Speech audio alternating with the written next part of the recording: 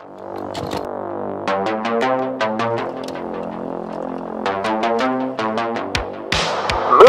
Leftovers. Back, dude. It's all good. It's movie leftovers. We're back again, dude. I'm excited. Are you excited? Oh, I'm stoked, man. Pumped. We finally got there, dude. We got to Planet of the Vampire Women. Yeah. It was a long journey, but we finally reached it. Yeah, many miles. I didn't know what to expect. I have a lot to talk about in this show, but we've got a lot going on for this one, dude. We've got a new look right now. We're still tinkering with softwares and programs, and I mean, we fired the whole IT staff a month ago, so it's just you and me now. Yeah, they're all gone. They're out of here. Get out of here. No, I'm excited, man. We can bring in some guests, which, by the way, you've got a guest coming on today. So, very exciting. Welcome to the show, everybody. Today, welcome. Joining us today on the show, we have Tyler. Tyler is Tyler Wilson. He is a film critic, and he's also one of the co-hosts of Old Millennial Remember Films. Or what? I butchered. Yeah. It's a long title. I don't know why we came up with such a long title. It's called Old Millennials Remember Movies, and there you go. We said old millennials because we thought that was going to be the phrase, and then a comedian came up with the phrase of elder millennials, and so we missed out on that whole trend, but that's okay. That's true. Eliza Schlesinger. I actually watched that recently. Welcome to the show, Tyler. I'm fucking stoked you're here, man. This is going to be fun. Thanks. I don't know what movie you made me watch exactly, but... Yeah, so we watched Planet of the Vampire Women. Can I just lead? I've got to share this with you guys for just a second. This is a real text thread between Dan and I. Me to Dan, bro, this movie. Dan replies, LOL, you're welcome. I reply, did you already watch this? He says, on Saturday night. I reply, oh man, we're in The Room territory, bud. He replies, with PS1 graphics. So that's the setup, dude. That's the setup for this movie. It's cinema gold, in my opinion. This film is something else. Yeah. It's not just the PS1 visual effects. It's the puppet work and the styrofoam sets.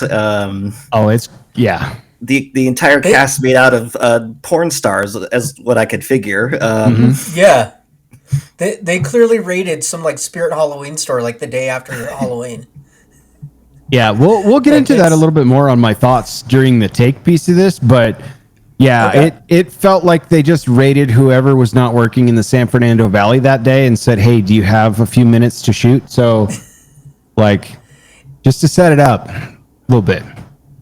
And I kind of feel like it had an overly convoluted plot for what it was, because they were like, they had a heist, and then they were running away from the police, and then they crash landed on a vampire planet, apparently. Yeah. I honestly, I think I might have lost the plot after about a half hour. I was like, well, I guess we're on this planet. And then there's clones for some reason, that are like slaves. Like, somebody was on a lot of drugs when they wrote this thing. Yeah. That's a good explanation for this. Yeah. So talk to us about the what we got, highs and lows, right? Good reviews, bad reviews, box office scratch. Give us the deets, bro. What did this thing do? Yeah, so this thing, normally I go to Rotten Tomatoes to give the highs and lows, right? Mm-hmm. But I have to show this. It's so bad, it doesn't even have a rating. Nobody has reviewed this thing. We could be trendsetters on Rotten Tomatoes right here at Movie Leftovers, bro. Yeah, it's that bad. So I went to the next spot. I went to Amazon, which oddly enough, let's play a fun game. If you were to buy this movie on DVD, how much do you think you would have to spend to own a physical copy of this film? $12.99, and you could rent it for $4.99.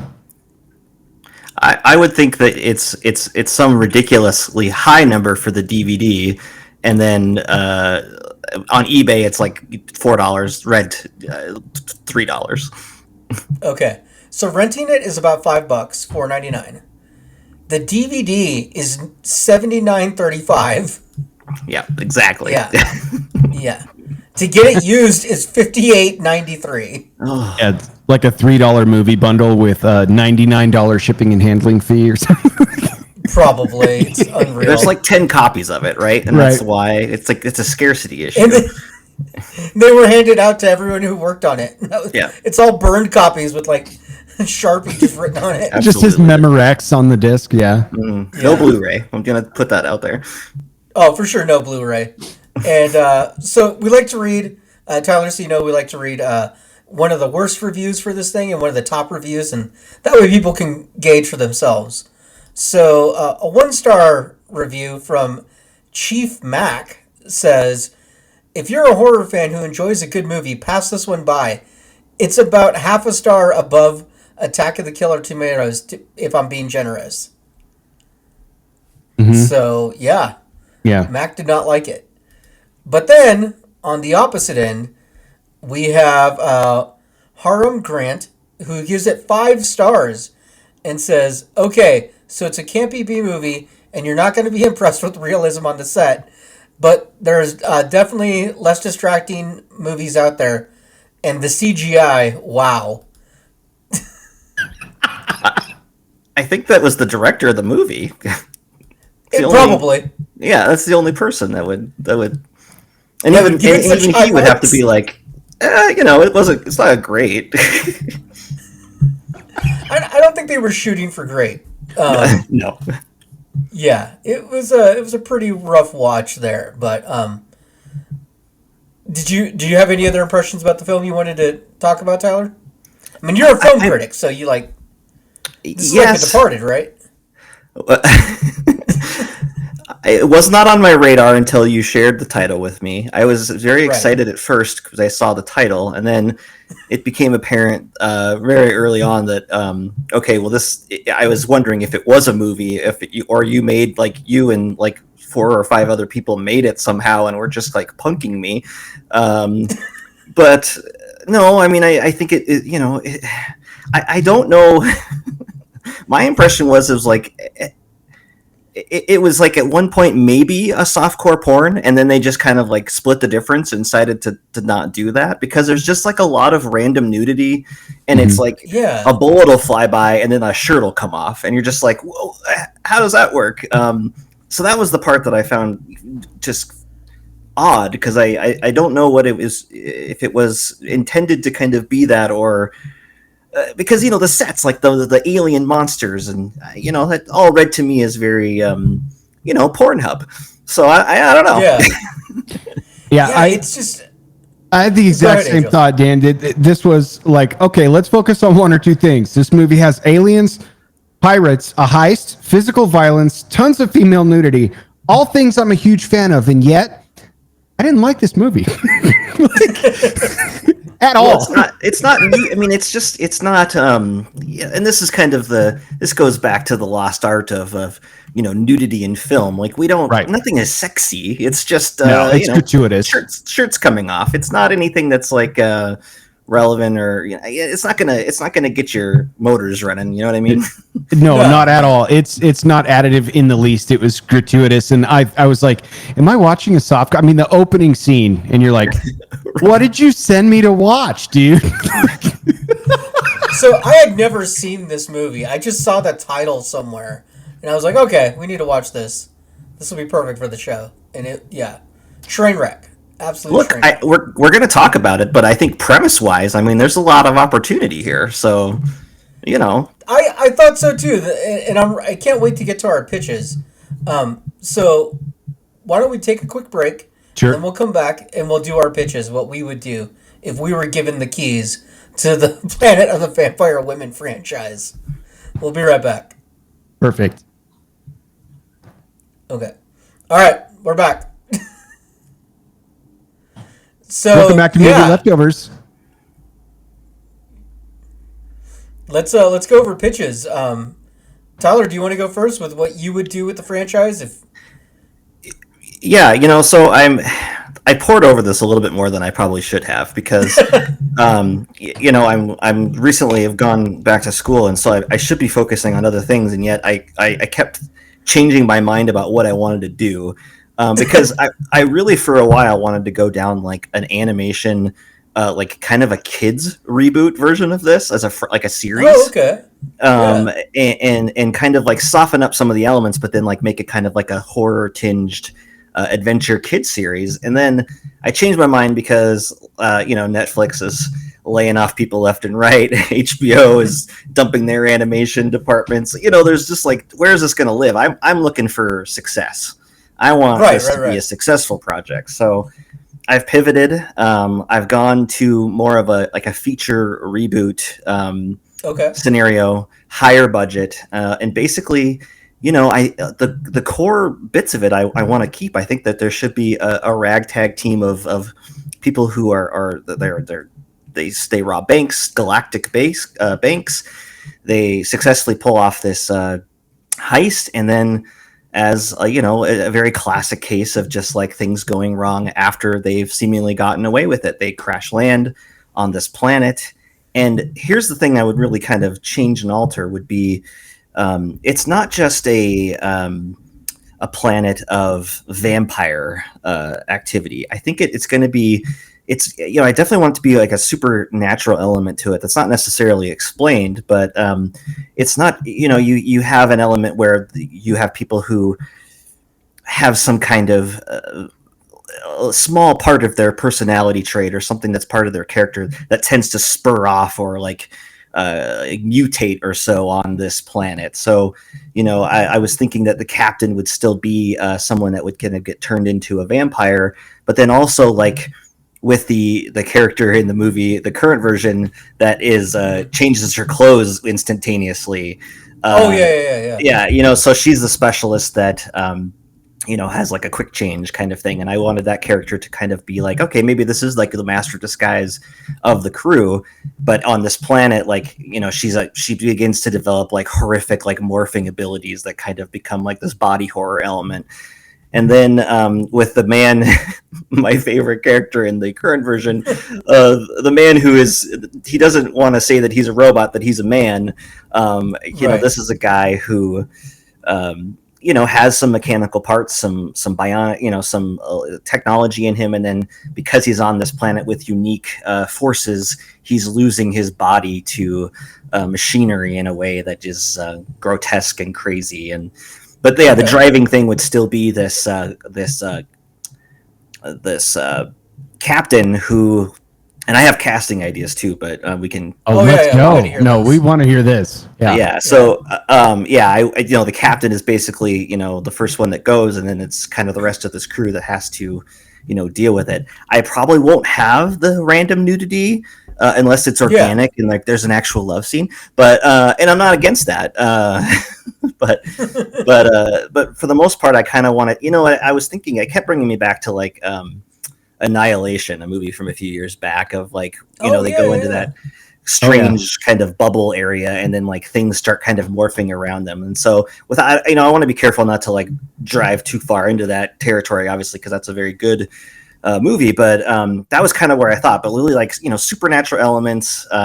Not just vampires, maybe like a ghostly element to it, all tied to the characters. And the three characters I really wanted to hone in on, I was like, I really thought that Jamie Lee Curtis would be an amazing captain. Like, so she's kind of like bristled and hard-edged, but then kind of becomes the villain. I loved seeing her kind of play a weird, goofy villain in Everything Everywhere All at Once this year. Mm-hmm. And so I think that she would be great. And I love Jamie Lee Curtis. And then my de facto leads would be, like in the current movie, you have kind of like the mechanics that kind of end up being kind of the ones that kind of rattle on the movie. So for the main lead, I want Zazie Beetz from Atlanta, and I think Daredevil or not Daredevil, Deadpool 2. Wasn't she Joker as well? Yeah, she's in Joker. Mm-hmm. Yep. I really love her. She's got a great energy about her. I think she could play this character easily. And then Mechanic. I would consider her as well too, so that's fine. Yeah, I really like her. I was kind of like veering between her and Tessa Thompson because I'm always Tessa Thompson in something. But I don't know. I see. This is me overthinking. I kept thinking like, oh, Tessa Thompson would say no. She'd say no to this. Like she's too good now. Zazie Beetz, she might be still on that level, but and then the mechanic, I listen. Anytime I'm thinking about casting, that I always want to cast one of two people. It's either Samuel L. Jackson or it's Nicolas Cage. And in this instance, I think Nicolas Cage could give a actual serious, because I think Nicolas Cage is good in everything, even in bad movies. I think he could play a guy who is dealing with this machinery problem and turning into something with a lot of finesse. And I would watch that, oh man, over and over again, because I just think he would bring something to it that would be quite something. So that's where I went. I love that idea. That's great. I love it. That's fantastic. Yeah. Dan, you should go next and throw me in the green room for just a minute. I got to go help out my neighbor with something important. Sorry, it's on air. Yeah. All right. So here's my pitch. I, like you, Tyler, I thought, okay, let's reboot this. Let's make another movie. So I want to reboot it, make a complete film. I've kind of stripped it down a little bit. I've taken away some of the elements and kind of put together what's left. And so I have it as it's a salvage crew who learns about a buried treasure on this remote planet, right?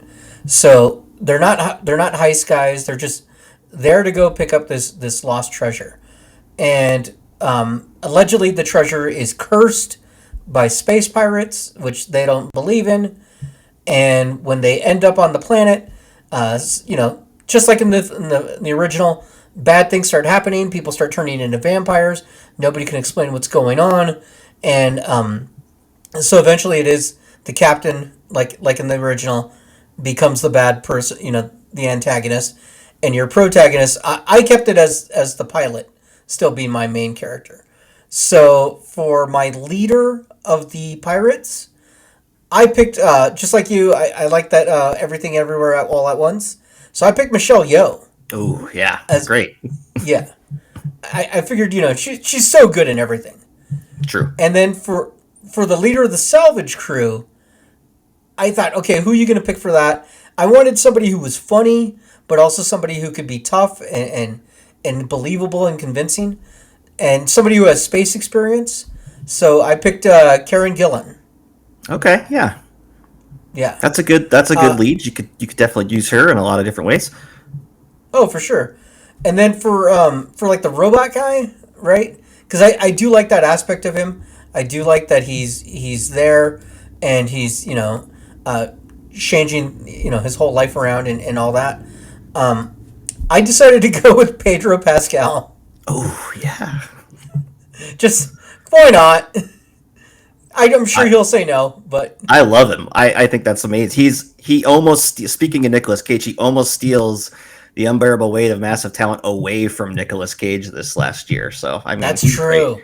I mean, Paddington 2 was so great, but it's true. Yeah. All right, Angel, what's your take? Okay, so you're going to find some of Tyler's original elements, I think, in my reimagining, but this is going to be a complete overhaul. It's going to be a complete ground-up remake. I started trying to figure out the good and the bad, right? I'm like, okay, the good, the spaceship has the steering wheel in the present version that appears to be from a Datsun. Falco has a sick mustache. Also, his aviators have police lights on them. Never seen that before, so awesome. I'll take it. That's pretty cool. The bad, I wasn't sure there was a plot in this movie. I do know that if you get struck by lightning while in command of a stolen spaceship, you're just a vampire now. So I feel like there's a handful of things we could clean up here. For as much as our boy Falco loves knife fighting, he's terrible at it. Other bad points, this movie runs 95 minutes. I also believe this movie took 95 minutes to make. So here's what I'm going to do. I'm amazed you know their names. Yeah. I don't remember a single name. Yeah, we're gonna go with a full anime, right? And it's gonna be probably a short series. And so I thought voice actors are probably where I'm gonna go with this. We're probably gonna take a lot of the aliens out of this, save for the travel between whatever heist is committed on a central space station that they had. They may run into a few before crash landing as a group on this planet where there are vampires already. It's not like you get zapped and become a vampire. They have their own civilization that is just yet discovered by our core group of folks here. And I think you could take a lot of liberties with it being in anime, like a traditional Crunchyroll style anime, right? So there's a lot you can do to actually set these characters up without there being a budget to kind of look at or worry about too hard. It's mostly in the animation and how long the editing would take for the technique, right? So the criminals fleeing pursuit crash land on the planet. They start getting picked off predator style before they realize that this civilization's dying out and they're trying to multiply and survive and figure out, hey, you're the first non-us we've seen in a lifetime. We're going to steal your shit and get off this hot rock, right? Mm-hmm. That's going to be generally how it is, but through an animated style, we're going to do as much Predator as we can without ripping off Predator. Voice actors for Captain Richards, I'm going with Gina Torres from Firefly. She's also done some voice acting, and I think we would largely keep her the same type of character archetype that she is now. Val Falco, Sam Jackson, Tyler, that was my first choice. I got to throw him in there. Like, love it. Got to get him in. Because, like as a intergalactic animated cop, I don't think it gets much better. Sure. Ginger Maldonado is the Goggles girl, and I had to Google because I could not remember any of the rest of the names. That's going to be Tig Notaro, because I think being sarcastic and angsty, as well as being like pretty clever and hip with how to fix shit and get stuff going or handle a weapon, I think Tig fits that pretty well. The weird, she's great, yeah. Pleasure clone Astrid Cover, the internet tells me was the character's name. This is for you, Dan. We're going Jerry Ryan because I love her voice, and I still think like, okay, let's see where we could go. And as an animated character, that might be fun. The robot guy that's a man, not a damn robot. I want Mads Mikkelsen. I want to take a hard left and put Mads Mikkelsen in there for that voice, because he just listening to him, if you close your eyes and watch Polar or something, like there's or even Casino Royale. I feel like he would do it also. Right? Like, I think this is actually achievable with everybody I've listed. And plus, great. Sam will do anything, right? Yeah. That's he's an amazing actor. And finally, for the junkie doctor that has no place in this film whatsoever. I forgot about him. What is going on with this guy? I would like Movie Leftovers' very own Dan to be the voice actor for the junkie doctor, and so that's how we're going to round that out. I like it. I like it a lot. That's great. So how many episodes are you thinking? Like, how long would you drag this out? I would make it a 5-episode short at the most. First for the heist, 2 and 3, the journey to the actual planet with how they're recovering from the high-speed heist and the fights and all that. Okay. And then it ends with them crash landing. I see 4 and 5 being nothing but the development of conflict between the vampires, them. And I don't really have an ending in mind other than somebody is going to get off that rock. We don't know if it's a vampire. No, that's okay. Or if it's one of the original movie didn't have an ending in mind either. So exactly. I don't think it had a beginning in mind, to be honest with you. No. I was shocked when we went back to the casino. Like I was like, oh, he left. This movie's still going. Okay. I thought somebody spent like 2 or 3 hours building that set. So yeah, they're going to use it again. Just the gratuitous use like of blue blood when the bugs got splattered was probably my favorite part of the whole movie. It just did not stop every time. I liked the cardboard like box monsters. That was probably my favorite. But I got this whole sense that like everything in the movie was shot in like a smallish warehouse. It was just, I did laid too. Out and they just kind of like changed the background a little bit, and it's not even a large warehouse, just a small and then overlit. I feel like it was a warehouse, and they raided some sort of like high school drama department to get as many props as they could. Somebody on Amazon wrote a review that they almost, the way they wrote it was excellent, and they almost sold me on it being a rewatch, where they were like, okay, look, man, as far as terrible movies go, if you want a mind-numbing evening, maybe you're a little faded, maybe you're just killing time, it's a super fun rewatch to see the cardboard monster gang against the crazy vampire. And I was like, there was no vision to this, but what? No, I want nothing to do with it. I'll rewatch The Room because it's The Room, but it's not on that echelon for me as like the ultimate bad movie, but it was fun. There was elements to it that I was like, this is kind of quirky fun, but just the point that you made, Tyler, about the like this might have been a porno and then they just decided to make an actual movie out of it. It resonates. It's kind of like, where are you guys going with this? Scene after scene felt the same way. I feel that. I'm a fan of bad movies. Like I love bad movies. But what I'll say is that I like my favorite flavor, and I think The Room is a great example of this, is that there's got to be some intention from a filmmaker to have made something that they think is substantial or good. And I don't know, I feel like everybody was either high or they just were like, well, we got $150. Let's see what we can do. Adam and Eve has a clearance sale going on. We'll go grab some costumes and here we go. So no, you're right. Very much. Yeah. I feel like this might have actually been like all of the cut scenes between like a porno actor and actress's actual go scenes. The way they set it up, the way they're like killing each other, but it's like almost like sexy the way they're doing it, but not in like a Lestat kind of way. I was just like, I think they actually just took the intercourse piece out of this film, and it's just the shit between scenes. Like, it kind of felt that way. But I mean, I know you picked it because of the title, but I'd be honest with you, Dan.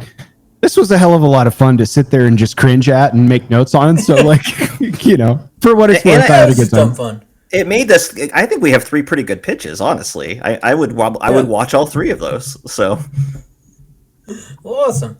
Well, we like to let the audience vote on which one their favorite is, and then we'll talk about it in the next episode. But yeah, man, that's basically the show. What did we decide on, Angel, for our next episode? What are we watching?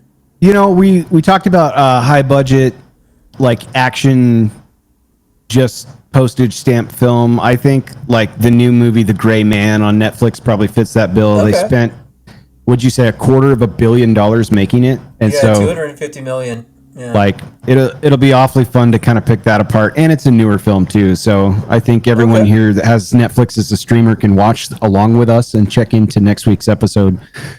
See where we go with that. Should be a ton of fun. Perfect. We'll watch The Gray Man then. All right. Well, thanks for joining us, Tyler, and thanks everybody for listening. And go check out Tyler's pod one more time so we don't butcher it, please. Yeah, that's right. It's called Old Millennials Remember Movies, and it's just my wife and I. We watch 80s and 90s films, and we talk about it through the lens of a modern take and whether we were right or wrong back in the day. I love it. Nice. Well, we sure appreciate your time. This was hella fun, man. Thanks a lot. Yeah, thank you. I appreciate it. It's been, I don't know about the movie, but it was a positive experience. Well, awesome. Hopefully we'll have you back soon, man. Thanks a lot. Would love to do it. All right, thank you.